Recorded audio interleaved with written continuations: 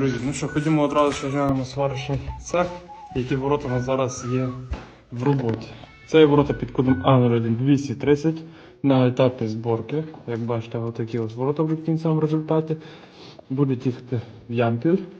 Тут далі у нас вже є готові зварні ворота, які чекають на зачистку. Це є А0152, яку ви всі добре знаєте. І знизу є ворота під кодом А0165.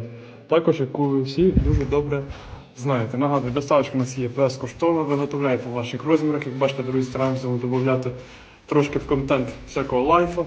Тому підтримуйте нас коментарями, лайками, репостами. Так, давайте ще глянемо. Тут такі ворота, це є ворота під кодом А0191.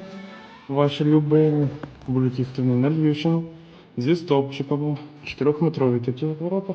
І ще одні тут вже такі готові вже стоять. Також 91-й. Будуть їхати в Рівно, пасик зі стовпчиками, сірі мати профносильчик на них буде. Як бачите, А0191 ми багато виготовляємо. Як бачите, двоє є в роботі, одні вже завтра будуть їхати до свого власника на Хмельниччину.